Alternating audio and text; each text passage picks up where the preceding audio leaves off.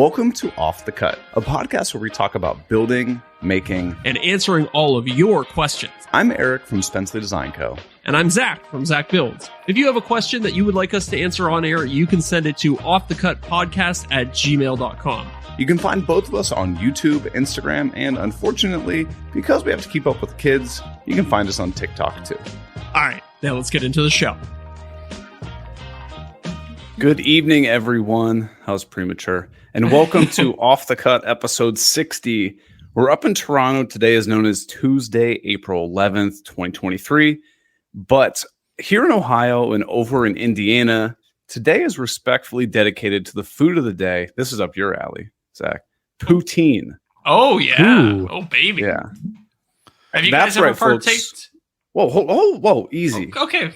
Sorry. Let me do my All right, thing. okay. Here, I Zach. sorry. You're I killing me. apologize. I got excited. You said poutine. I just lost my mind. You're making this sound like the Green Suiters podcast. That's right, folks. We're joined tonight with yet another guest. Due to financial stresses caused by being fired from City Barbecue as the head brisket slicer, he's only able to afford to wear a single navy blue sweatshirt. He's 2 years into a negotiation with Michelob Ultra to being their head spokesboy. He bought a Peloton bike just to watch the classes taught by men with chiseled abs and stunning features. And when he shares the same room with Mike Coffey, he is always the big spoon. Welcome to the show, Jason Bent from Bent's Woodworking. Thank you for having me. Man, that is the best intro I've ever heard in my entire life. Yeah, there's a lot of points there. 99% accurate. Mm-hmm. So, to get this straight, Jevin is a better brisket maker than you. Is that correct? Oh, hands down. Okay. Hands down. Everything I learned about cooking briskets is 100% directly his doing.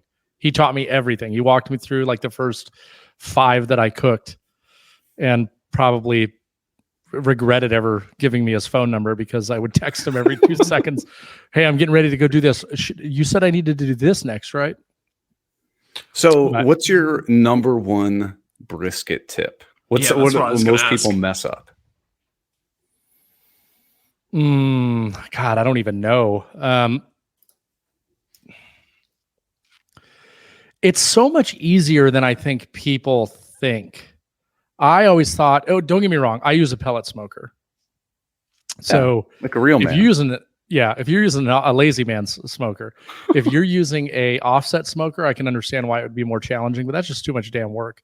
Right. I don't really know. I mean, don't be afraid to put seasoning on it. I guess that's probably, it's a big piece of meat. It can handle a lot of seasoning, but you just got to do it a few times. And it sucks because like no one wants to waste a 50 to 60 pound piece of meat. But the funny thing is you can't really destroy it. If you cook it at a low temp over a long period of time, you can't really you can't make it to where it's unedible.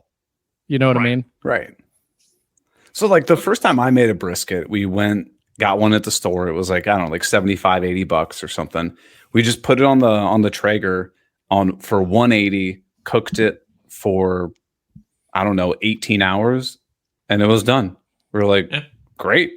I mean, it wasn't like sliceable. I think it was like we almost maybe overcooked it. So when we went to slice it, it just kind of like fell apart, almost like a pulled pork kind of consistency, but it tasted great. It wasn't dry. Well, I mean, that's kind of what you're looking for. So, and I know this isn't a smoking podcast, but I like talking about it now. Let's do this. Jason's a fan of meat. Yeah. Yes, I am. Speaking of Mike Coffey, no, so there's the point and the flat, right? And the point is the part that I personally don't like. It's the thicker end of the brisket where the 2 different types of meat, are stacked on top of each other. And I cook everything fat side up. So the whole flat is facing down towards the pellets. When I take that off, when I pick it up, I can feel that it's starting to break apart like pulled pork. That's essentially, it's pulled beef, right? It's if you were to make pulled brisket sandwiches, I mean, that's what you would want. And that's what I like. However, you can cut it and stuff, but and it'll start to fall apart on you. But that's what we like. So when we actually cook briskets, we don't really eat a lot of it after we cook it. We'll pick it like 3 or 4 pieces as I'm slicing it up, but then it immediately gets shredded and put into Tupperware containers, and we use it for brisket and eggs every day. Oh yeah. And that is the best thing on this earth. I love scrambled eggs and brisket. It is so good. Do you mix it together or keep them separate? So I will. I mix them together. Okay. So what I'll do is I'll smoke the brisket for like the first 5 hours with nothing around it. Right. Just I let as much smoke get on it as possible. After that, it doesn't really matter if you wrap it or whatever, because all of your bark is already formed after that first like 5 hours. So I'll put tinfoil underneath it, not wrap it. I'll never wrap a brisket on the smoker, me personally. And what happens is all that fat that renders collects in that tinfoil. So when I take it off the next day, what I do is I actually take that tinfoil with all that fat and I pour it into a jar, and I keep. And what I end up doing with that is when I cook eggs or I cook brisket tacos, all kinds of stuff, right? I'll take some of that fat and I'll put it in the pan and I'll let that melt. And then I put the brisket in. I cook the brisket in its own rendered fat that has all the flavor and all the seasoning. And then I'll throw the eggs in after that. I made a big mistake not eating dinner before this podcast because now I'm hungry. Yeah. Well, we want to try brisket chili. That's the next thing we want to try. Ooh. I made a venison chili because one of my buddies hunts and he always gets way too many, deer. And he's like, I can't do anything with this meat. So he just gives me tons of meat. Oh. I always put his meat in my home. I was wondering where that sentence was going. Yeah. It started off good, didn't end well. But no, I made venison chili and it was fantastic. The brisket chili would be good. Is it going to be a weird consistency having like the shreds of the beef as opposed to like chunks? Would you grind it? With the chili, I'd probably use the point. Okay. Just because that has a lot more fat in it, intermingled within it. So I would probably cut chunks out of that. That doesn't shred the same way that the flat does. And when I cut it separate. So, like everybody you see like do a brisket, cut and then they squeeze it and all the fat comes running out. It's like you have to do that. Right. Right. That end that's the point. I'll actually slice that thicker. And then I immediately will put that when we cook it and we eat it at the house. I'll immediately take that and put it in a Ziploc bag, and that goes in the freezer. And we always whittle away at the shreds basically first, and then we use the other stuff for, other things. But that's what I would use for the chili. So how long does a whole brisket typically last you guys? We'll eat off of it for like a week. Nice. Because we're really only eat it for breakfast, and maybe every once in a while we'll make like brisket tacos or something like that. But okay. We just love it. If you've never had scrambled eggs with brisket, like I have. God, it's I gotta try this. I want to try gravy, biscuits and gravy instead of sausage, use brisket. Yeah. All right, Jason, can I ask you? So you have a pellet smoker. Oh, sorry. I thought you asked You have a pellet smoker. Have you found a way to make your own pellets out of scrap wood? No. Okay. No, that sounds like a lot more work than I'm willing to do, which is why I have a pellet smoker. Right. Yeah, true. Although I am going to get a new pellet smoker. I think I'm going to get a Yoder smoker. They're in Ohio. Oh, yeah. You got to pick one up. Making your own pellets seems like the same journey that some people think is a fantastic idea as when somebody gets a Festool domino. They're like, oh, man, the domino tendons are expensive. I'm going to make my own. Yeah, true. I did that once, and I was like, this is the biggest waste of time I have ever had. Like, I will never do that again. Yeah. I will only do it if I'm trying to make it a feature, right? Like if I was doing through dominoes or something like that, or if I wanted to make wider dominoes, then maybe I would do it. But yeah, it's not a fun process. It's a pain in the butt, tedious process. Just buy them and move on with your life. Yeah. But what about if you want to get What about if you want to get so specific with the smoke that you're using to make your brisket? You're like, it just tastes better if it's walnut pellets instead of whatever else it would be. So that's actually a good thing about smoking. It's a lot like woodworking or any other hobby, right? The deeper you dive into it and the more you try different things, the better the end result could be. Mm-hmm. You could also find that you really hate something, right? So same thing applies to anything we do in a shop. You want to try new things and experiment. And I haven't gotten that serious about it yet. Like I haven't dabbled too much. I've tried a couple different seasonings. I always go back to the normal one that I use. I've tried a couple different kinds of pellets. There's one that I use pretty much for everything now. But I would definitely love to start experimenting more. The other thing is I like smoking burgers. Like smoked burgers is fantastic. I like smoking steaks and then taking them off and searing them. Yeah. That's really good. But I want to start doing more. I've done pork butts and stuff like that. I'm not a real big fan of pulled pork, honestly. But I want to start trying more stuff. I want to start doing like full meals, basically, where you like do the vegetables and all kinds of other stuff in the smoker. What about an entire turkey? I've thought about that, but honey baked ham is just too easy. So I've always wanted to do order my turkey, deep fry the turkey. I have done that before. Yeah. And I'm still here to talk about it. I didn't die.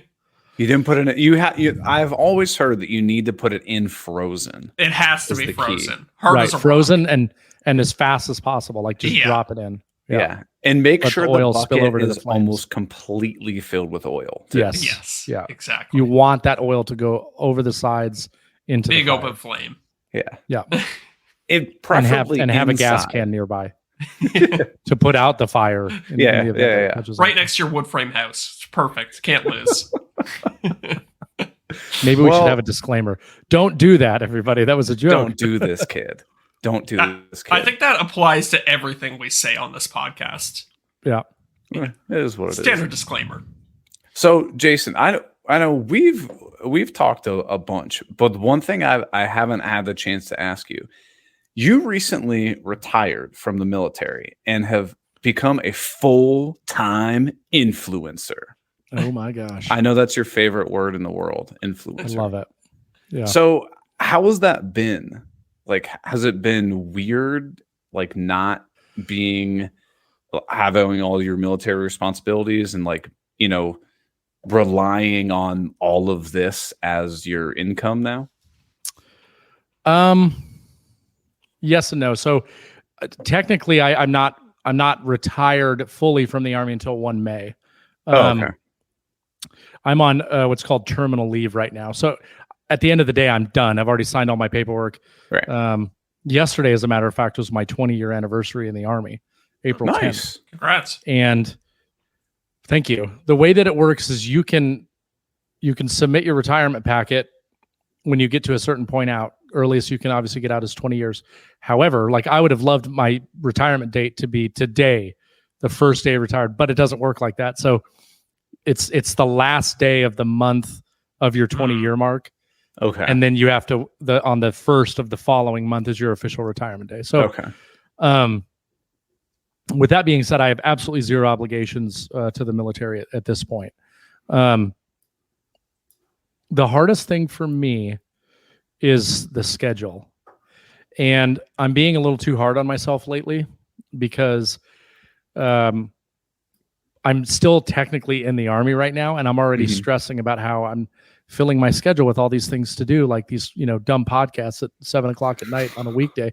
And I'm sorry, I didn't mean to say that. Hey, it's not the Green Suiters. Yeah, Green Suiters podcast, patreon.com/Green Suiters podcast. Become a patron.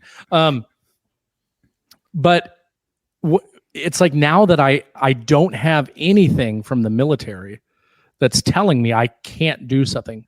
I've traveled more this year than I have in the last 5 years combined, just because I don't have to ask anybody for any permission. Right. I can go whenever I want, and it's been great. Don't get me wrong; they've all been business-related things, right? Going and visiting brands, going to shows. Tomorrow morning I'm getting on a plane to fly to Los Angeles with festival for the recharge event.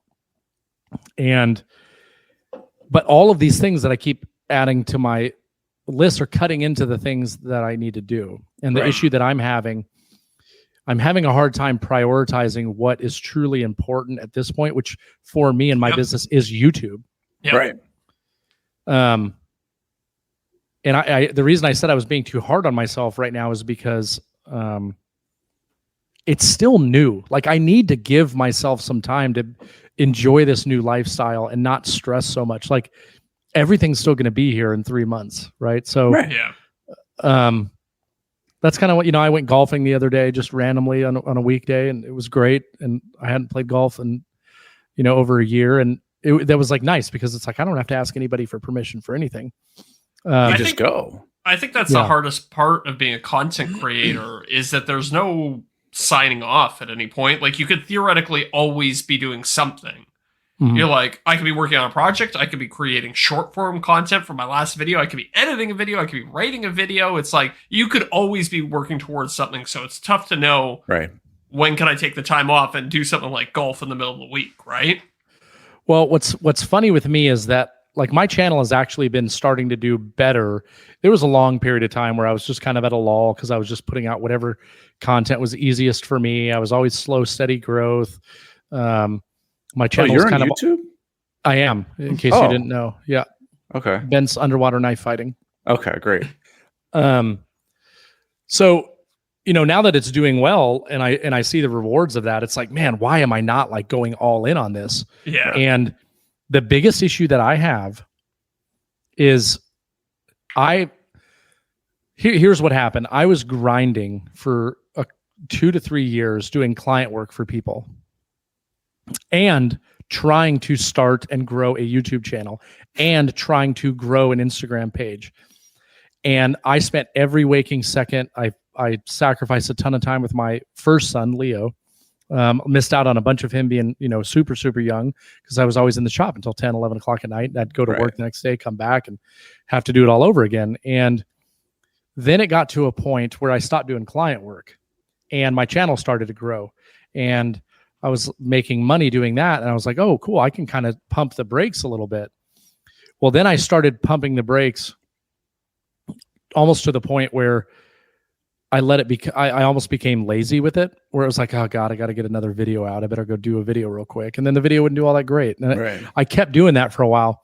So I say this to everybody all the time when they, we're in an easy situation, but they start bitching and complaining about it. I tell them, people will always become accustomed to the environment that they're in. Yeah. Right. And I saw this in the military a lot. So when I was an ROTC instructor, one of the easiest jobs I've had in the Army, like super awesome schedule. We get breaks just like the college students did. And I remember getting there, coming from an organization where I was like running constantly. And I mean that figuratively, like all of the time I'm doing something. There's always something to do. Then I get to this place and guys are like, oh, it's 12 o'clock. I'm still at work. It's like, dude, shut up. You know what I mean?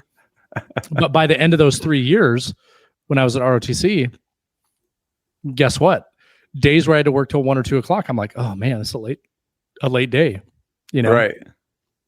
So you become accustomed to that. And that's what happened with YouTube and content creation, is that I saw that I was still making money by not doing that much. Mm-hmm. And I was just like, okay, I can back off. And don't get me wrong, I've spent a ton of time with my kids, and I try not to do anything on the weekends. I try not to do anything when they're home. So now that I have the full day every day, that's obviously really awesome. Yeah. But when I keep piling stuff on, and now it's like, well, my YouTube channel is doing really well. Now this is the sole portion of my income is my business. Granted, I'll get retirement and disability and all those other things. But now I should be focusing more. And it's like the YouTube videos still, I'm having a hard time like saying, okay, today the priority is I need to do this video. I need to be deliberate about it. I need to come up with a really good, idea for a video. Cause I look at YouTube very differently now after meeting guys like John and Eric, Drew. But I'm still not doing it. Yeah. Because I'm like, I need to get this damn built-in done. Right. Yeah. Right. And it's like I get a whole day. Yesterday, all I did was make drawer boxes. And I was like, oh, crap, I didn't do anything. Today, I was going to film for a product that's going to be available soon. And I didn't get to do any of that. Right. Now I'm leaving town for 3 days, and then I come back and it's the weekend and I'm not going to do anything. And then I'm, next week I've got a couple things. I'm traveling again next week. So I don't know. It's like, in a very long way of answering your question, Eric, it's trying to find how to navigate this new freedom. Mm-hmm. Right. Yeah.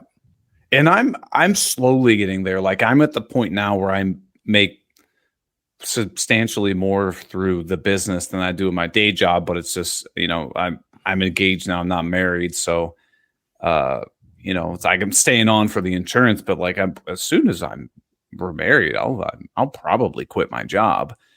But then I run into this, I have so many different things going on. I have like, I want to make some Instagram videos and all this kind of stuff. But then they just took away payment. So now they're not even paying you. That's not even worth it.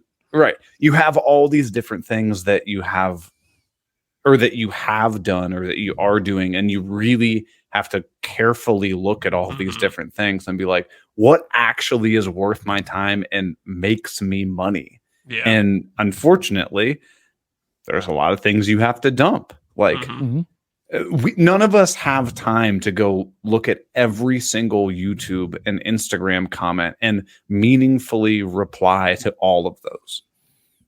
Excuse me. You can't do it. That was one of the hardest things for me to let go, actually. Yeah, I used to be religious about it. Same. Yeah. I mean, up until about 6 months ago. Yeah. Now I just, especially when your videos are doing well, it's just like, oh God, I can't, I've spent hours a day before answering between Instagram, YouTube, and now it's like, no way. Maybe I'm going to the bathroom and I'll answer like 7 comments, and then, next time there's 7 new ones and I can answer those. But yeah, it's time is a very finite thing. And it's tricky to know where to spend your time too, because like, for instance, I know it all comes down to dollars and cents at the end of the day, but sometimes you have to make long plays, like starting my YouTube channel. Like, if I was only motivated by money, then I would have never started my YouTube channel, because I had to do it for a couple of years, basically making nothing. Right. Oh yeah. So it's I don't know. It's tricky. Like I'm getting ready to, like, we've been talking about this, Eric. I've been getting ready to update my website, start making plans, start making digital things that I can sell. And that's going to take up a crap load of my time, and it might not necessarily be for any profit for a while. Right. So it's, I don't know. It's tricky. Yeah. I mean, Jason, how long, when you started day one YouTube channel, how long from day one did it take you until you actually made like a couple bucks? And that might be like you made $40 on AdSense. So I would have to go back. I was doing affiliate marketing like pretty much right when you could through Amazon. Okay. But I actually didn't monetize my YouTube channel until I had over 30,000 subscribers. Oh, why As not? a choice? As a choice. So what ended up happening, so Jay Bates, when I was down in Georgia, he sent me a message one day, and he was like, hey, I'm going to be in Atlanta doing a little Rockler show thing. He's like, while I'm there, I'd love to come by the shop and do a shop tour. And he's like, are you okay with that? And I'm like, are you kidding me? Of course. Like, sure. You're one of the reasons why I'm a woodworking. Like, yeah. So that was the first time I met him. And he came over and we got done doing the shop tour. And at the end of it, as soon as the cameras turned off, he looked at me and he said, I got to ask, why have you not monetized your channel yet? And my response to him was, well, I figured that, people probably like the fact that they can come to my channel and watch videos without a bunch of ads playing. True. And this is back in probably towards the late 2018. Mm-hmm. Okay. So I'd been on YouTube for almost a year. No, it was 2019 probably. And I just had a video that had been doing pretty good for me. It's on how to make like shaker style cabinet doors on a table saw. Then I had a tool video that did really well. And so my channel was like really starting to pick up. And he looked at me, I'll never forget this. He looked at me and he said, tell me the last time you watched a YouTube video that didn't have an ad. And I was like, oh God, I couldn't even tell you. He goes, exactly. You need to monetize today. Yeah. Nobody cares Yeah. about the ads anymore. And if they do care, they'll pay for YouTube Red. Right. That night, Like we do. Yeah. I monetized my channel and went through the process. It took a couple days, I think, if I remember correctly. And the very first month, I earned like $1,300 in ad revenue. Right. Wow.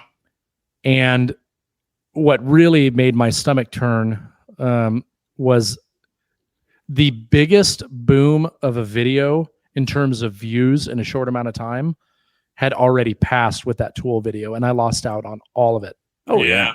Yeah. All of it. Oh yeah. And the really insidious thing is that I don't necessarily think that YouTube, like a lot of times I've heard people say that even though they're not monetized, ads are still being shown against their videos. Yeah, I make money from YouTube Red subscriptions. I just think No, I think no, it's but I'm saying like even if you make the deliberate choice not to monetize your channel, YouTube YouTube may still show ads on your videos and just not pay you anything. Yeah, I've heard Right. that as well. I've heard that from multiple creators. So the YouTube Red stuff. Like, I actually don't have YouTube Red. I don't watch a ton of YouTube. I watch friends' videos, and that's about it. And not that me watching their video is doing anything for their their reach or anything like that. But that's just something that I try to do, right? Because I've always wanted people to do that for me. And I like to see what they're up to and what they're building. So I still get served ads. But when I look at my ad revenue, it shows that I'm making a certain portion from YouTube Red subscriptions. So what I would assume that is it's YouTube giving a cut of that, a very small cut, but they're giving a cut of the people that are paying those subscriptions to you because of the loss in revenue for ads. Yeah. I've often wondered if you make more money from YouTube Premium or Red or whatever they call it, or people who just watch ads. I don't know. Because they show you a percentage breakdown, but they don't show you what the CPM or RPM is for the two different tiers. Because usually I can see 5% of my quote unquote ad revenue is from YouTube Red, but I don't know if that's just 5% of viewers have YouTube Red or I don't know what the actual dollar breakdown is. I can't imagine that there's a lot of people that are subscribed to YouTube Red. Once you try really it's can't. pretty awesome. Is it? Damn it! Now I'm gonna have to do it.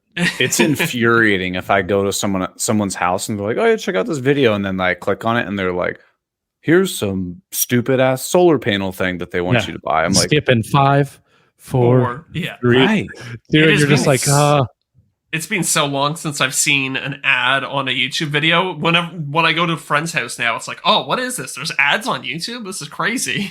Yeah. I just write it off as a business expense for marketing. Me too. It's what, like $14 a month or something like that? Yeah. Whatever. I got the family plan because it's like $4 more a month, and I gave it to my girlfriend and like 3 or 4 of my buddies. Yeah. That makes sense. Yeah. So, Jason, real quick, I noticed on your page, and we don't need to dwell on this for super long if you don't want to talk about it, but I want to at least just, stop I know by you're this. gonna ask. What? I know what you're gonna ask. How big is it? A check mark? No.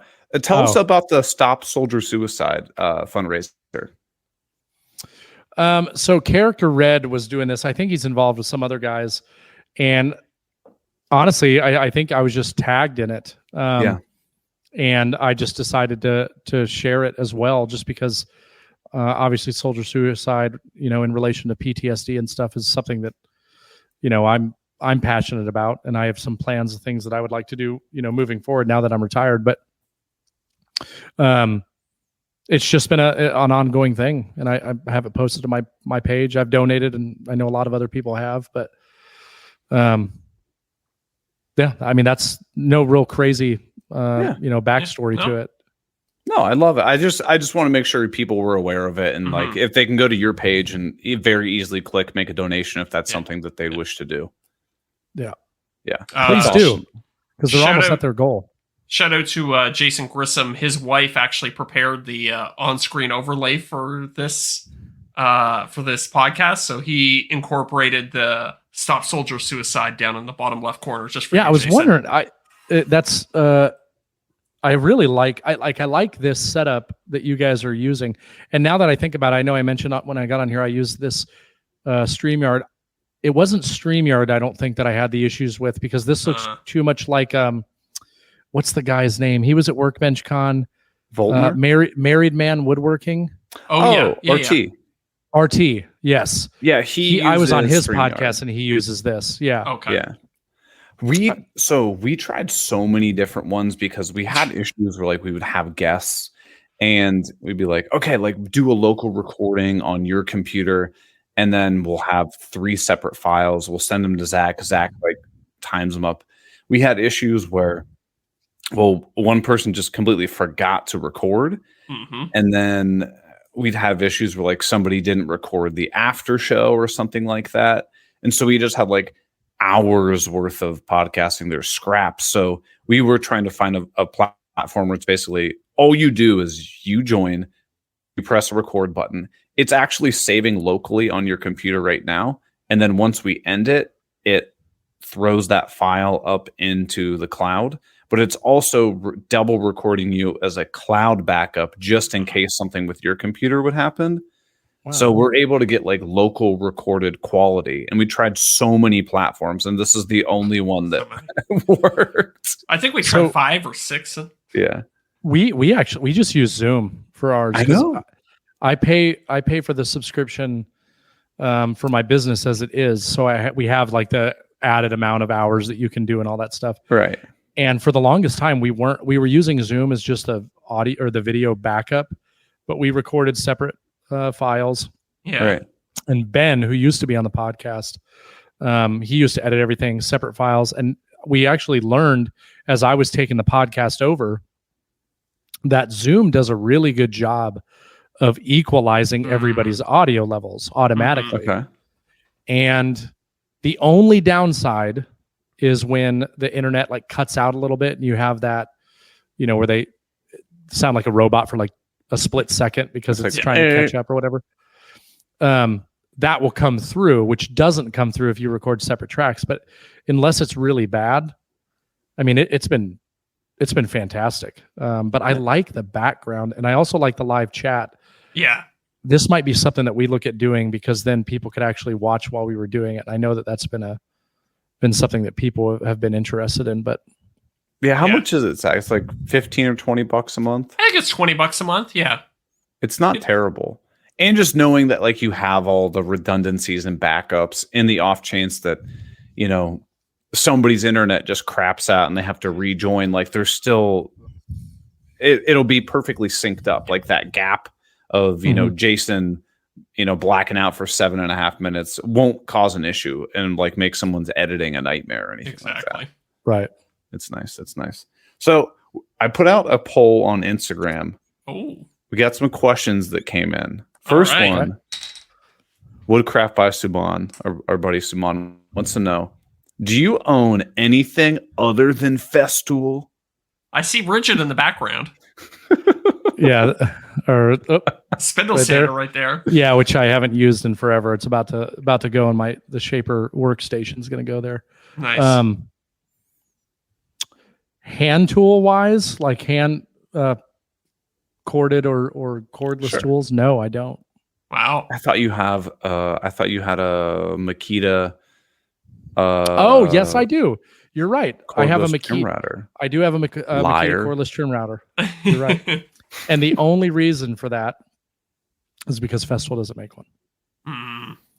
And I guess on that note, I also have a corded DeWalt trim router. So yes, I do have 2 things that are not. And I wish still to this day that I would have got the dang cordless DeWalt. Yeah, because it is just it's the best trim router. I love it. Outside of Festool, of course, but I don't know why I went with the Makita, because I asked in my stories, like, hey, what do you guys suggest? And a ton of people said, try the Makita. And I'm like, all right, Makita makes good stuff. It's a good router. The adjustment's trash. The adjustment's trash, and I hate the tiny little plate that's on it. And yes, I know I could add a auxiliary plate, or I could just buy the DeWalt. Yeah. Right. Right. And it has everything that I need exactly the way I want it, and it adjusts so easily. So yeah, that was a stupid decision. And I've had it in my hands like 10 times at the stores. The thing I don't like about it is that you have to buy that, and then you have to buy a battery and a charger, which is like an additional $200. And it's not about the money for me. It's just like, really, DeWalt? You can't just sell it as a kit, and I can Do be good what to go? Zach They don't sell a kitted version of it. They used to. Oh, that's funny. Do what Zach did and get because I just got one, so that I can use my Ryobi hot glue gun. Oh yeah.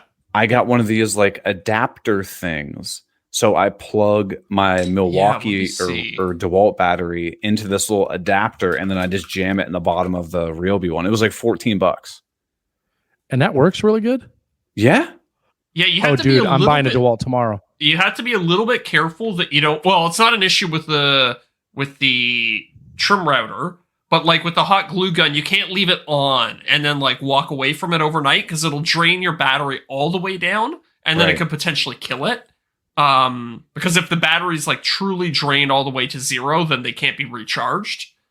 But other than that, you're okay. It wouldn't be an issue with the trim router at all. And I just checked, and they do make an adapter so that you can use a Makita batteries on DeWalt tools. Yeah, it was like $14 on Amazon. Something ridiculous like that. Some guys right now are saying that I've looked for the kit and I can never find the dang thing. I can only find it without the battery.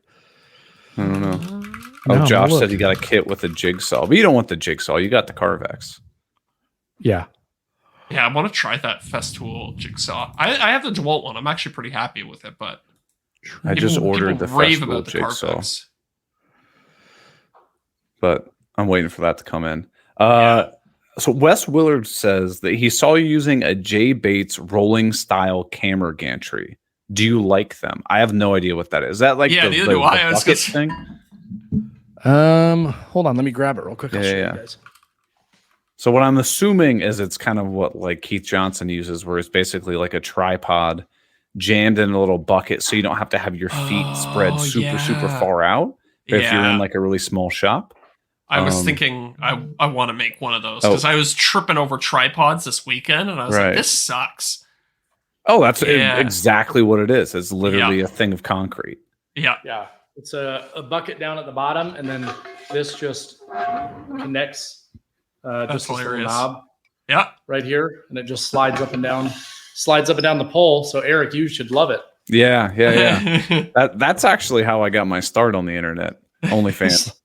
Sliding up and down a pole. Yeah. That's how I make my money. But so how do you like that? Have you had a regular tripod? Do you like that better? Oh yeah. This is a million times better.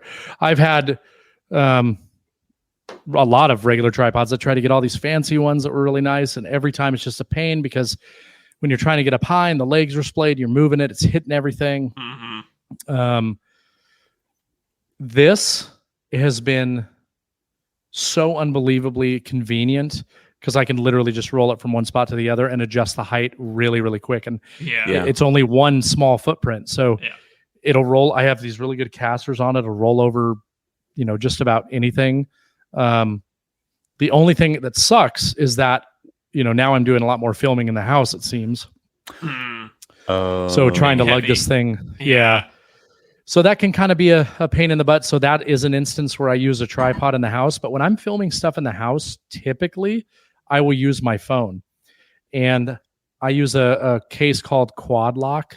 Oh, I've seen those before. It's pretty cool.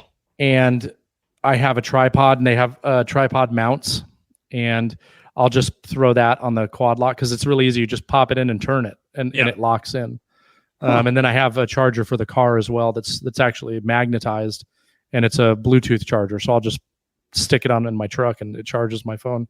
Sweet. So you can get those mounts. I'm buying that. Yeah, they're very reasonably priced. You can get the mounts, all different types of mounts for a desk. For they started making them for like mountain bikes and motorcycles. You're only saying that because you have an affiliate commission with them. yeah. Bet 10, right? No, I'm only here tonight because Canadian Tire sponsored me to to be on here. I was listening to your guys' last episode. Which, by the way, was it a good story, the fiasco with your wife when you called me today? Well, I was at the gym, sure. so if I let's sounded talk like about I that. was making brisket, beating my meat. I was at Yeah. the gym, I swear. No, so my wife, I had a bunch, like a laundry list of things that I wanted to get done today.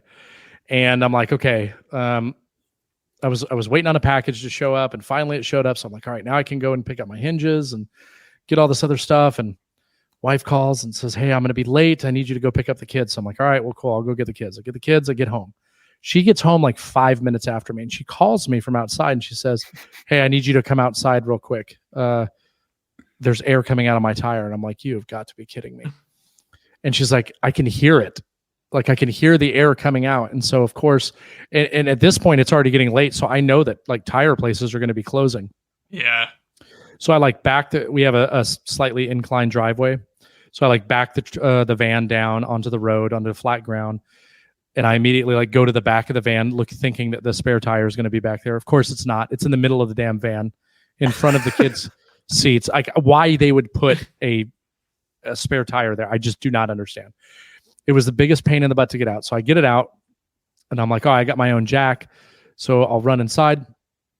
I have like a Craftsman hydraulic jack. I've used it like twice my entire life.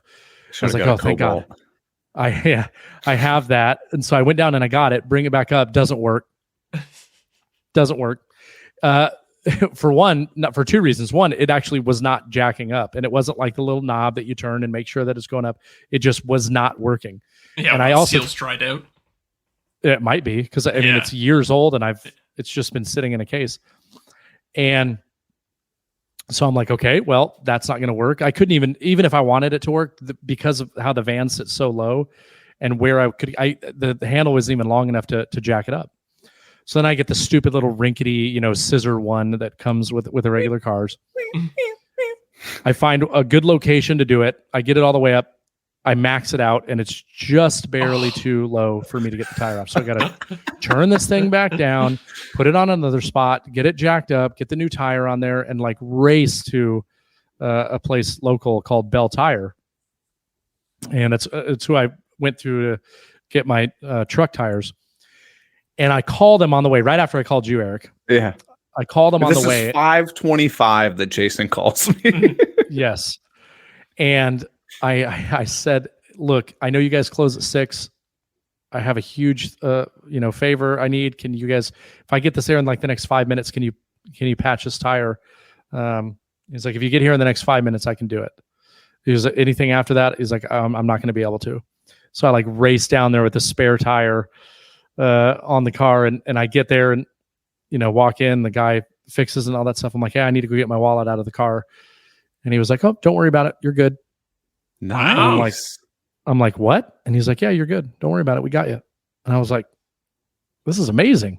Yeah. You're going back there. Oh yeah. I told him, I was like, as soon as my wife needs new tires, like I'll be back here for sure. But I just thought that was really cool. But I got that done, raced home, got everything put back to where it needed to be in the van so my wife can use it. Cause again, I'm leaving at 4:00 in the morning tomorrow, 4:30 in the morning. Right. And I didn't want her to deal with that while I was gone. So I like run inside, she made some turkey chili for dinner. So had some chili real quick and sat with my son for a couple minutes while she was putting the other one to bed and then rushed into here. But so I haven't even packed yet my trip. Grace us with your presence. So are you heading out with Sedge? Yeah, I'm going with there's like five or six of the guys from Festival here going. Okay. I'm going. Mike Coffey will be there. Who? Yeah, it's some bearded weirdo. He's going to be there, and I don't know for sure, but Jason Hibbs might be there. He texted me today, asked if I was going, and he said he might go. So next week they're doing Austin, and they wanted me to go to that as well. But I'm going to my buddy Ben, who used to be on our podcast. Yeah. I'm going to his wedding. I'm one of the groomsmen in it, so I couldn't really back out of that one. Ooh. Those events are fun, but they are exhausting. Yeah, so tell me about it. I don't know that I properly understand what the Festool Recharge event is all about. Yeah, Eric, will you explain it to him? I got to run inside real quick. Yeah. Okay. So basically what it is there are new tools that come out. Yes. But Festool's thing is like exoskeletons. That will not be there. Oh, damn. Okay. Their thing is like when new tools come out, they don't want to just like launch them and be like, have at them. Yeah. Right. They want to train people. So like when you come in, they're like, here's all of the different features. Here's how it works. Here's how you make this like smoother, faster. Here's how you can use these two tools in conjunction with one another. And their entire goal is they are not at all trying to sell you on anything. It's just like, well, let me show you this. Let me show you this. Let me show you this. And as a result, people buy stuff like crazy at these events. Like when I was at Hartville, I probably had $15,000 worth of tools that like people would be like, oh yeah, I want to buy that. And like what last week, Jason, you were showing off the Conturo, which is what, like a $3,000-$4,000 machine. How many of those did you sell? At least 4 at the show, if I remember correctly. On the second day, the first day, there was just quite a few people that were like, they were all business owners, like, right? So they were like, oh yeah, we definitely need to get one of those for the shop. Right. None of them like walked away with a purchase. But I think that's the cool thing about like the Festool Live and the Festool events is there aren't a lot of tool companies that are out there just showing people how to efficiently and effectively use their products. Yeah. So what did they do? They put it on at a tool store or? Yeah. Where's this one at, Jason? This one is at a place called Cerritos College. I'm not real familiar with what it is exactly. Just because I'm not, familiar with Los Angeles, but I want to say it might be like a trade school. Yeah, that makes sense. That's kind of the idea. So I was actually involved in some of the planning for this whole series that they're getting ready to do while I was doing the internship there. The one in Austin, I think, is going to be at like a union place, but it's really just meant, it's the event that Eric went to here in Indiana, but instead of it being open to influencers and other magazine columnists and stuff like that, this is just open to anybody and everybody that wants to go. I see. That's cool. So they get the same experience, but I think it's only like 3 hours long, so it's like 12:30 to 3:30. Oh, that's not too bad. Yeah. But you said you're going for a few days. So is it a few days in a row? Well, we're flying there tomorrow. The event itself is on Thursday, and then I'll be flying back Friday morning. Oh, okay. All right. Gotcha. Like trying to get out of there at like 4 p.m. out of LA to catch a flight would probably be a nightmare. Plus, we'd get back so damn late. It wouldn't even be worth it. Yeah. Oh, did you and Sedge already pick out a brewery to go to? I don't know. I'm actually not drinking beer. Oh, okay. I feel like I picked a terrible time to do that. Yeah, LA's a good town to not drink beer. I feel like it's not really like a beer drinking town. Well, I'm just trying. Like I have like really started to drink. I mean, over the past like year or two. I'll take that back. Ever since COVID started, is when I really started to like go down this rabbit hole of like drinking beer. And I drink Michelob Ultra. Everybody knows that, right? Like I used to be a big IPA guy. And when I was a drill sergeant, it's a very stressful job, long hours. I would get home at like 11 or 12 at night and I would put down like a 6-pack of IPAs before I went to bed, and I had to get up at 4 o'clock in the morning to be at work, the next day. Oh man. And it started messing with me. So I switched to Michelob Ultras, and then the whole pandemic hit. I had all this free time and I was just drinking beer all the time, and it got really bad, and it's gotten progressively worse from a health perspective. I mean, not that I would say that there's anything wrong with me right now, but I've just let myself go, physically, and I don't want to do that, especially if I keep going to these events, and I'm just trying to be smarter about it. Yeah. I have a very addictive personality. When I get into things, I tend to get into them pretty heavily. And so beer has kind of become that for me. Yeah. Fair. And I just like I'm cutting out sugar completely. I'm just trying to get back on the straight and narrow because I don't want to be the typical like, oh, this guy got out of the army and now he's a blubbering mess. Like that's not me. I still have to present an appearance. I don't like getting comments like, oh man, have you gained a lot of weight? I've watched your videos like 6 months ago. It's like, oh geez, I don't. That kind of stuff hits you like the wrong way. Yeah. That's another thing about being content creators. You find all these things, you're like, oh, I didn't know I was self-conscious about that, but I guess I am. Yeah. Yeah. I mean, that's why I've gotten in this thing with Mike Coffey. I'm sure, some people that watch both our Instagrams, we see each other keep tagging each other. Well, he told me he got a bike. I have the tread and the bike, and I've been telling him forever. He's asked me multiple times, like, do you like the bike, when he was really getting into running? And I said, yeah, I like the bike and the treadmill both. I said, it's a lot of fun. And then he got one and I was like, perfect. Right. Cause it's right around this time where I'm like trying to be better and I want to start forcing myself. I used to be addicted to that bike. And then we moved and it was all stressful and I just stopped and I never got back into it. Yeah. But I told him, I was like, cool, I'm going to start tagging you. And then that's just kind of a way of us holding each other accountable. Right. And it's been nice and other people have joined in on it. And so, that's fun, but yeah, I have 2 kids, right? I have 2 young boys and I want to be able to play with them. And I don't want to be like, no, I'm too tired or no, this hurts too much. I want to be fit for them, if nothing else. Right. Yeah, no, I hear you. That's you got to take care of your body. Like, we're no health experts, but like, if I go on like vacation, I haven't gotten any like exercise in, like I feel like hell. Even if it's just like going for a little bit of a walk or like something like that. I'm like, oh my God, I have to do that. Yeah. Oh.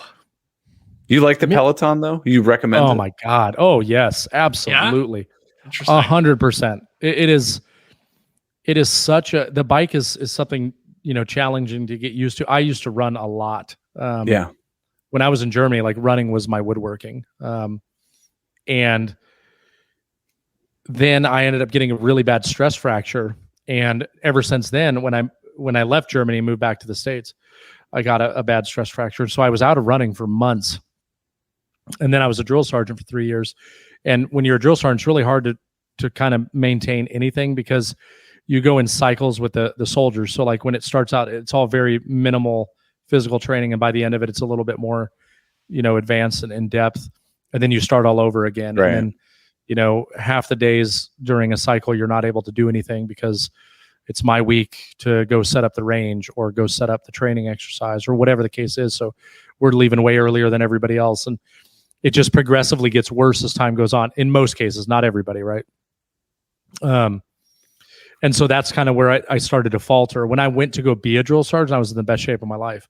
By the time I left being a drill sergeant, I was in the worst shape I had been in the entire time I was in the Army. And I've never fully recovered from that. And I never really got back into running. And I have issues with my knees. And I like all my cartilage and everything in my knees are gone. And the last time I went to a knee specialist, they were like, hey, like you should not run. Like, right. Do not run, especially don't run on hills. If you are going to run, a treadmill's okay, here and there. And I was like, yeah, okay, whatever. So we bought a treadmill and I bought the Peloton tread and I got really into the Peloton tread. And then I just ended up taking a long break from both of them. And now I'm starting to do it again. And it like, it feels good. I can't run nearly as much. So I do a lot of the hikes. But it's great. I mean, you can do HIIT training. You can do, gotta look this thing up. You can do walks, you can do hikes, you can do power walks, you can do sprinting, you can do free runs, you can on the bike. There's no end to classes that you can do. You can do weightlifting stuff. I mean, it's fantastic. And if you like that competitive edge, it's really fun. So what I do now, what's really cool about it. So like Mike and I follow each other. Yeah. Yeah. And he's fairly new. I didn't ride the bike for a long time. So like when I look at my PRs are like way higher than like a good output for me now. It almost makes me like, how did I even do that when I was really, really, in good shape riding this bike? Right. Because the numbers are so much higher than what I'm putting out now. But what I'll do is I'll go to a ride that Mike has done, and you can sort it by people that have taken the class before, and then you can go people that you're following. And so anybody that I know that's taken the class, it'll give me a real-time score as I'm riding to where they were at that point. You're like, shit, I gotta go faster. Oh yeah, that's all I do. All I think about immediately when I see that number. I'm like, oh, I could beat that score.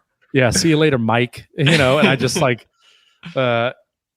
it'll just show me like me versus him. It's just really, really cool. So if awesome. you're somebody that's into that kind of stuff, then great. And there's some awesome instructors, and they have really, really, really good rides. And you were making the joke about my favorite instructors being chiseled abs and stunning features. My favorite instructor on the bike is a guy by the name of Alex Toussaint, and his rides are just awesome.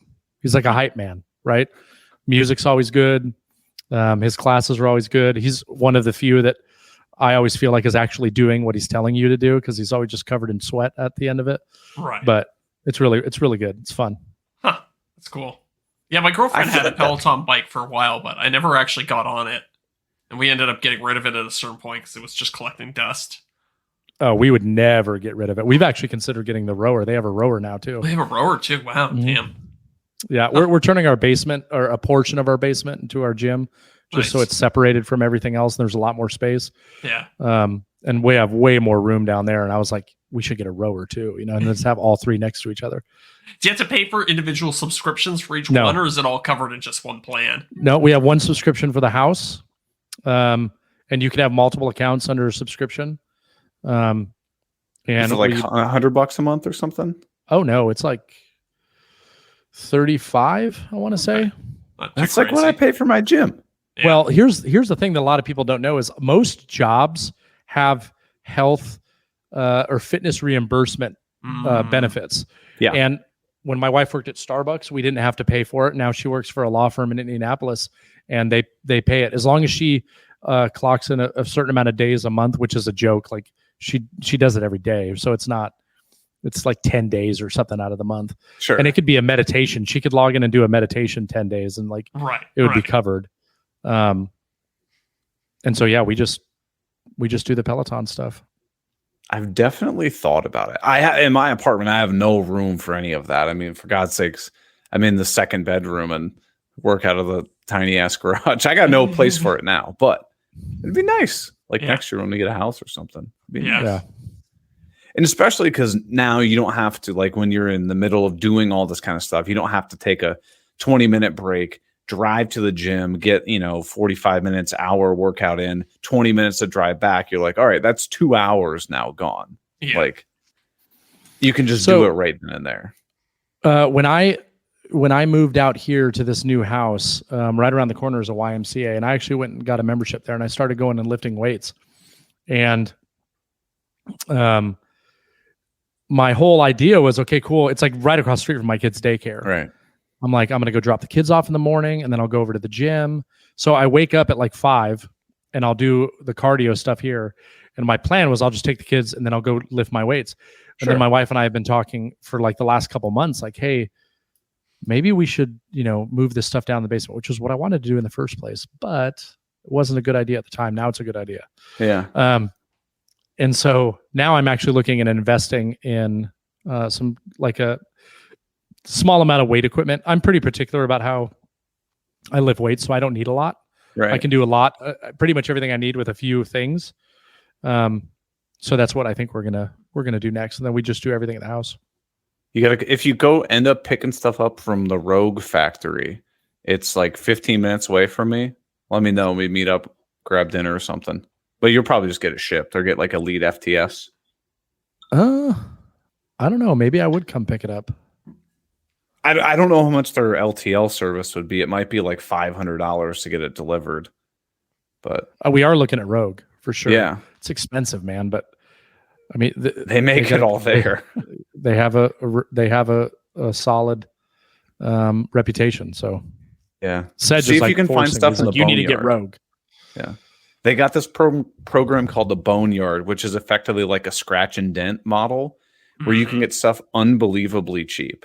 But it'll be on there for like a couple hours and then it's gone. I didn't know about that. I'm gonna have to check that out. Yeah. I don't know what's going to be on there, but so I got a question for you guys. I'm working on a new project, and Zach, Okay. I think I told you about this. It's a media console. Hmm. It's 7 feet long and with like mitered waterfall edge on it. All right. So I have to make like a 9-foot long panel and then, waterfall it. So it's going to come all the way across. I want to join the bottom panel with either a sliding dovetail that stopped Mhm. or like a rabbit that stops. So let's see if I can share my screen. I wonder if this works. Present, huh? Okay, this looks good. Share screen, window, Oh. and this. Huh?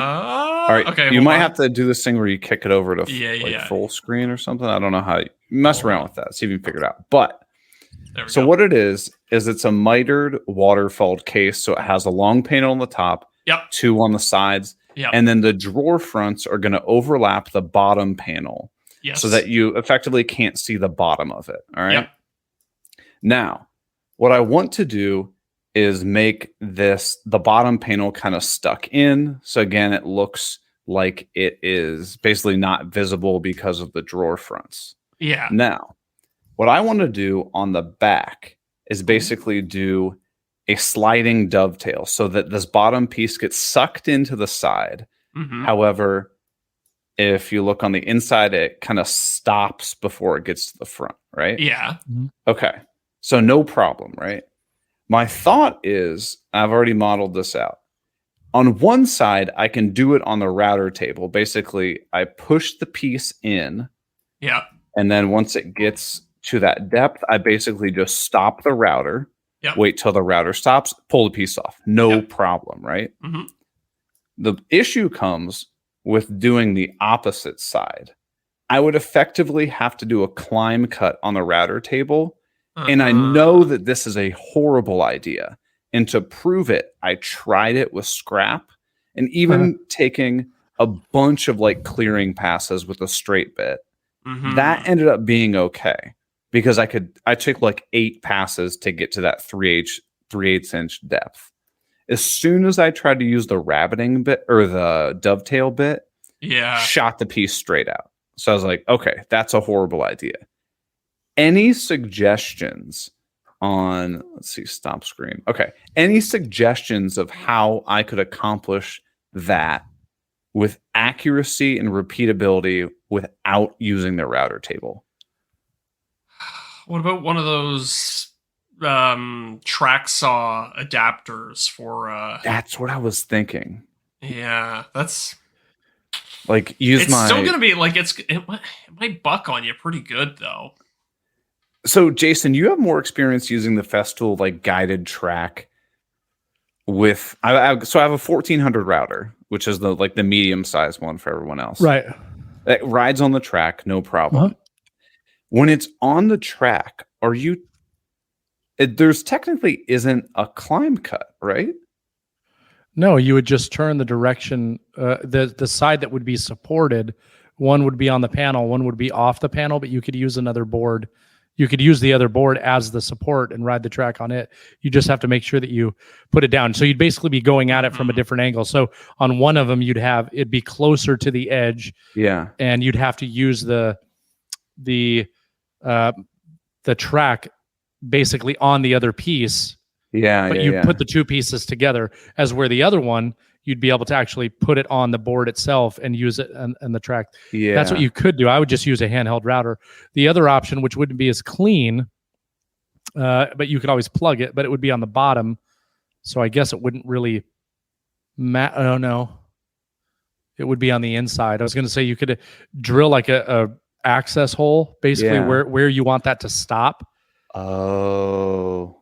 And then you could just put it down on the router bit and push it through your normal way.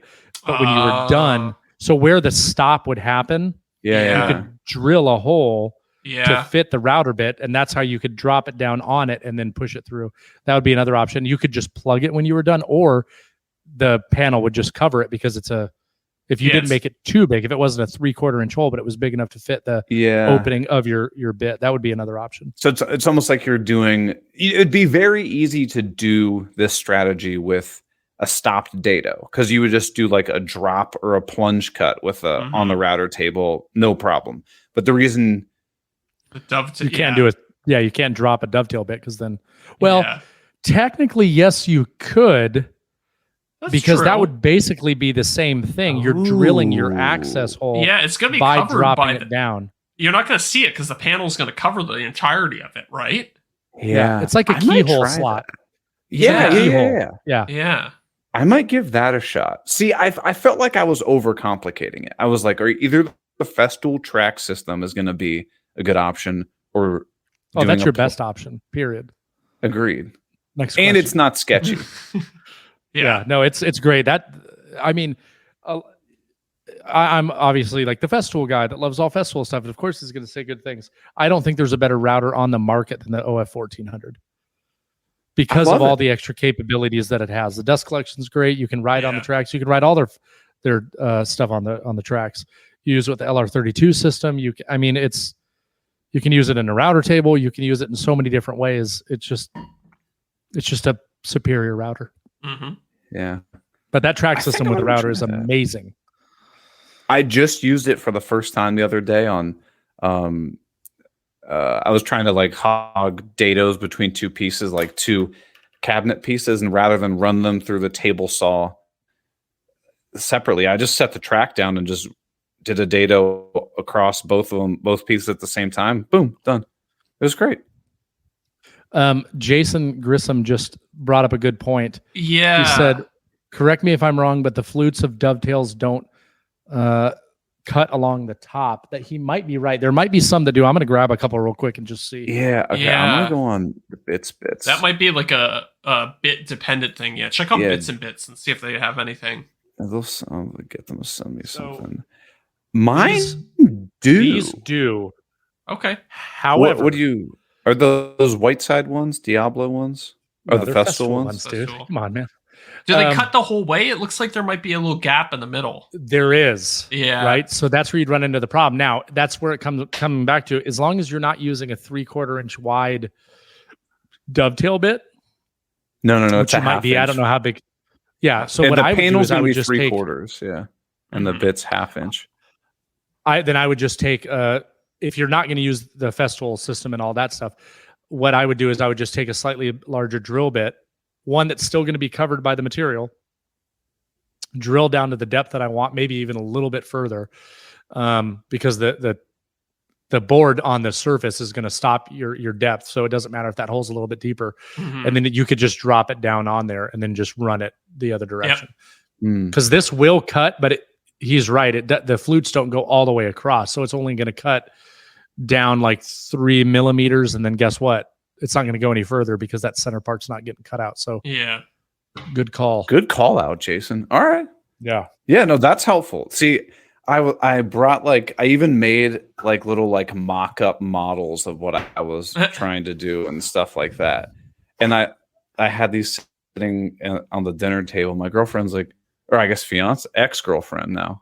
I always mess that up. She gets mad when I say that. She's like, what is that? She's like, what's the problem that you're having? And I tried to explain it to her. She goes, yeah, never mind.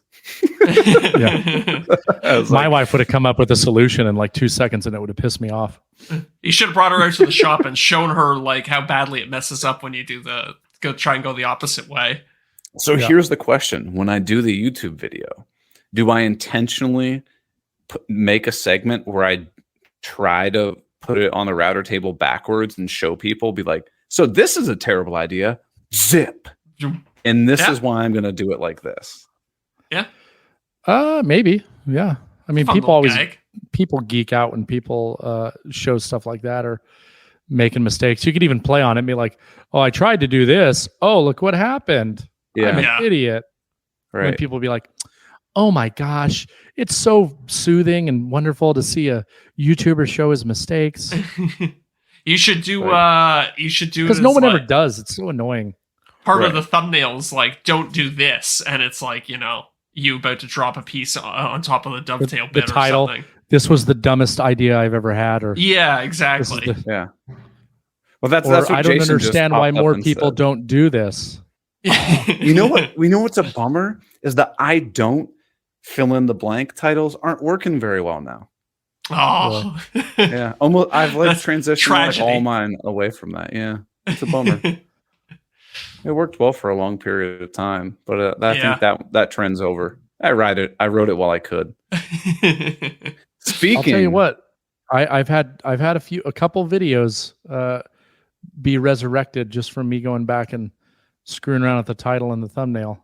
Mhm. I told you, dude. I had Yep. ones that were like 3-4 years old that just went to the moon. Yeah. We were talking about What this happens? in the Discord server about how, playing with titles and thumbnails can be effective, but it only really works if you're getting traffic on those older videos.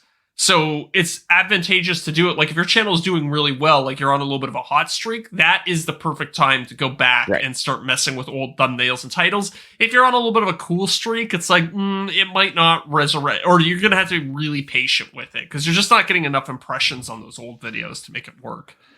Yeah, You want to hear something that's really strange? Just so like on my TV in the house, I'm logged in under my YouTube account that my Mhm. channel is on. And lately, while my channel has been doing well, my videos Yeah. keep getting recommended to me. Same. It happens to Like me all the time. Like There'll a be ton some of them. I'm two- like, what the heck? some You guys are 2-year-old so video. full I'm of like, why? yourselves. Yeah, no big deal. I don't know if you know this, but I pay $15 a month for a blue check mark now on Instagram. Oh, I'm and got special. an absolute dick for it. Yeah, I don't know. I posted a reel today and it's doing really good. So clearly, it's my blue check mark. It's that extra reach. You You're still paying for can't it. get it, can you? Still can't get it. I'm on a wait list. And it's funny, I'm actually working Are you with- sure you can't? Because I never got offered it either. I just went to my settings and it said meta verification. Oh, well, I had to go to a website and it made me join a wait list. It said punch in your email here and we'll let you know when it's available. Because he's The in Canadians Toronto, always so he get doesn't screwed get with paid these for things. anything. Yeah, exactly. That's weird. I just work for free, essentially. Yeah, well, everyone else on Um, Instagram now does too. So Yeah, right. I was welcome listening to to my your world. guys' last podcast where you were talking about it. We just talked about it on ours last night. And you have a podcast? yeah, Green Suiters Podcast, everybody, greensuiterspodcast.com. So I've been torn about it. Yeah. And my thing is I could give two, can I cuss? Oh yeah, Sure. I think I already wrote down explicit, so one of us. Oh, said you did? something. Okay. Cool. Oh, All okay. right. I could give two shits about growing my numbers on Instagram. I do not care at all. Which is why I very rarely ever post there anymore. But I love doing stories, right? Because I love Yeah. that small group of people Yep. that actually care about what it is that I'm doing, right? Yep. That's my only Sure. thing I like about Instagram. However, the thing that put me over the top, I just did it today.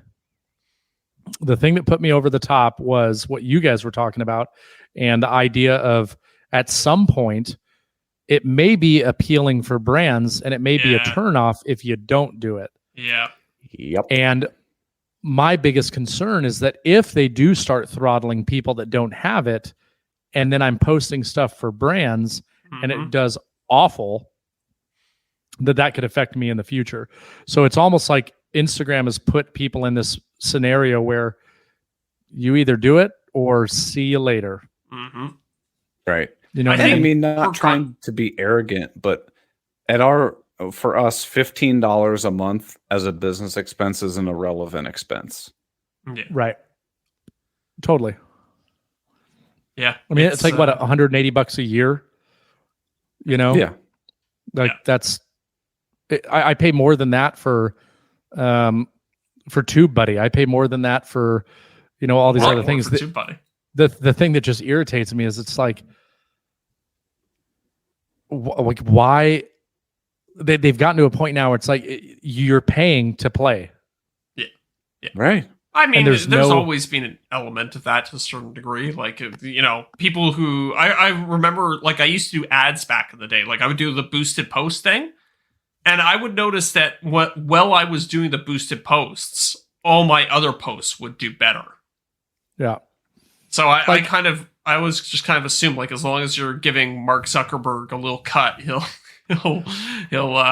boost your post a little bit, give you a little bit more reach in the algorithm. If we were still making Reels bonuses, which I only made like $100 a month, right? Right. If we were still making Reels bonuses, I wouldn't care at all about the blue check mark. I'd just be like, okay, sign me up, like, because it's being paid for by the Reels bonuses, and then I'm still making a little bit of money. Right. Well, now it's like, not only can I not earn any money, so it doesn't give me any extra motivation to post on the platform, but now I have to pay just to have it. And then it goes back to that whole thing. Like, when I used to see a blue check mark on somebody, I would immediately be intrigued because I'm like, oh, it has to be some sort of, celebrity or sports figure or whatever. And every time that was the case, I was like, oh, cool, this guy follows me, and he's a Josh Heron, who is a professional AMA superbike rider. I met him through Instagram, and he follows me because he also woodworks, and like we got to hang out. I went down to the Indy 500 track with him and got to go to one of his races, and he has one, right, because he's a professional AMA superbike freaking rider. And now it's like everybody can have one, and what there is no there is no like separation there anymore. So I don't know. The other thing that I do like about it is I do like the idea of it being harder to copy me. Yes. So it gives me a little bit of peace of mind that like people know that they're talking to me. Just because there's so many shady people out there. But that's also the frustrating part, is that we're talking about paying $15 a month to get Meta verified in the hopes that it keeps us safe because there's some idiot out there that's trying to profit off of our success. Like, I hate that. Right. Yeah. Right. It would be the easiest thing in the world for Meta to just instantly shut down anybody who uses the same profile picture as you. Yeah. Like, there's no excuse for there to be some random account that was created like 3 days ago that's using my profile picture. Yeah. But they could automate that stuff away if they wanted to quickly. I mean, the moral of the story is that the entire Meta platform corporation is an absolute shit show. Yeah. Like, it's awful. Here's how they could have made money. And what they should have done early on is they should have set up a marketplace where creators can connect with brands. They could have, facilitated all those deals, and they could have taken 10% off the top. And then they would have been making money from creators. They would have been making money from brands, and they would have created a little ecosystem, and it would have been fine. That's what they have that now. But if you look, I don't know if you have access to it, Zach. I know TikTok has it, but in the US, you'll look at these brand deals, and they'll be like 3 reels and 2 stories, and we'll give you a bag of chips and $75. It's like, you should be ashamed if you take that deal. Yeah. Well, what kind of chips are they? I don't know. I think hers creamy dill pickle. They might be Ruffles with ridges, but I'm not sure. Ruffles with ridges. Is there another type of Ruffles? I think. Yeah. I don't know. Good point. Ruffles with ridges. Those are Ruffles. Yeah. It's right there in the name. They're rough. I don't want to ruffle any feathers. You see what I did there? See that segue? But I think it's time that we head to the after show, because we got some questions that people want some answers to.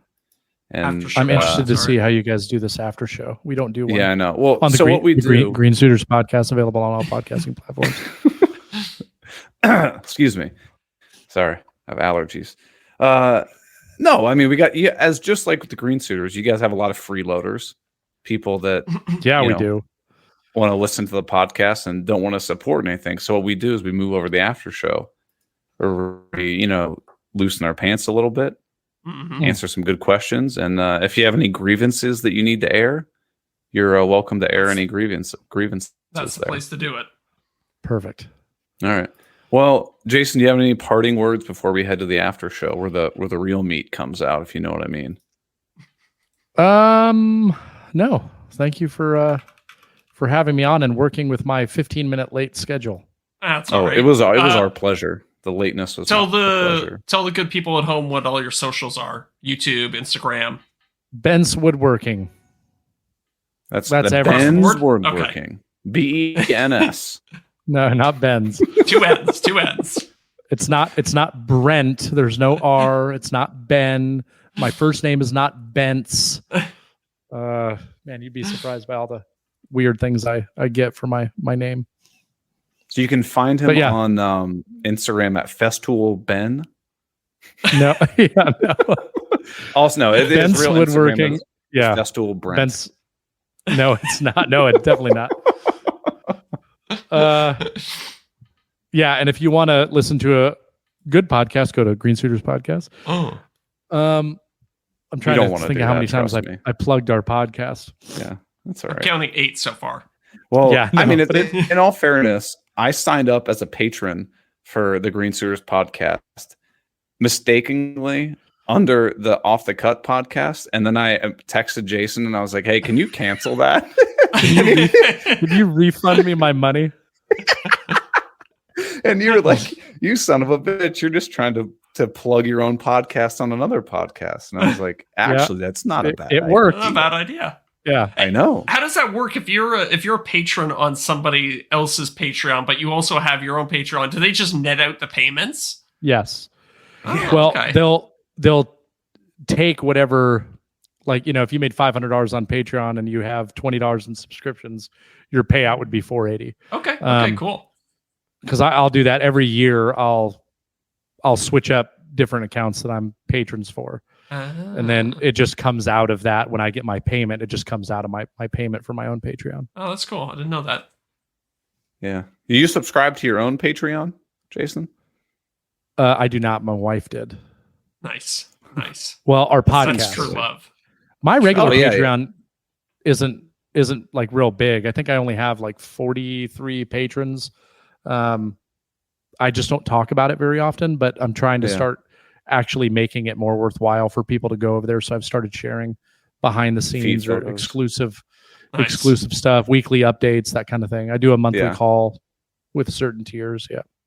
I like that. That's what I've been starting to do too, and I've noticed a substantial increase once you put a little bit more effort into it. But it's Yeah. also tough because it's just like, okay, well, again, how much time can you offset doing that versus getting, honestly, getting paid for it? It's like, would you be better suited putting that time and effort towards something else? But that's Yeah. another conversation. But all right, everybody. Thank you so much for listening. We are going to head over to the after show and take out our meats and really see what happens here. It looks like we got a good amount of questions. I got Oh yeah. 6-7 questions, and we got a voicemail too. Perfect. Ooh, nice. Love the voicemail. All right, everybody. Thanks so much for listening in. And if you're not a freeloader, we will see you over at the after show. And if you are, we'll see you next week. Or just join Patreon. Then you can see us right away. Yep. Green Suiters Yeah. Podcast Patreon. Yep. Bye, everybody. See ya. All right.